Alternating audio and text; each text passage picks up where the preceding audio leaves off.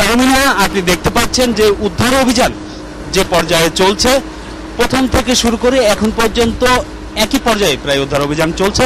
প্রথম দিকে জীবিত মানুষকে উদ্ধার করার যে চেষ্টা ছিল, শেষের দিকে এসে জীবিত মানুষের আশা ছেড়ে দিয়ে মৃতদেহগুলো অন্তত উদ্ধার করার চেষ্টা করছেন উদ্ধারকর্মীরা।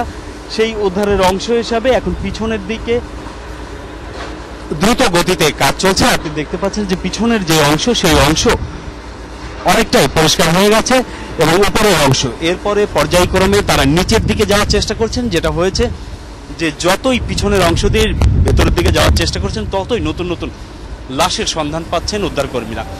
আজ সকাল থেকে এ পর্যন্ত প্রায় 25 জনের মৃতদেহ উদ্ধার করা হয়েছে। আর এ নিয়ে এই ঘটনায় মোট মৃতের সংখ্যা দাঁড়ালো 589 জন। এর মধ্যে যাদেরকে জীবিত উদ্ধার করা হয়েছিল, জীবিতদের মধ্যে 9 জন বিভিন্ন হাসপাতালে এর মধ্যে মারা গেছেন। আর এখান থেকে মোট মৃতদেহ উদ্ধার করা হয়েছে 580 জনের। তো আমি যারা উদ্ধার কর্ম চালাচ্ছেন তাদের সঙ্গে কথা বলেছিলাম, সেনাবাহিনীর ইঞ্জিনিয়ারিং কোরের সঙ্গে। তারা জানিয়েছেন যে এই উদ্ধার অভিযান আসলে যে কবে শেষ হবে এখন পর্যন্ত তারা নিশ্চিত করে বলতে পারছেন না।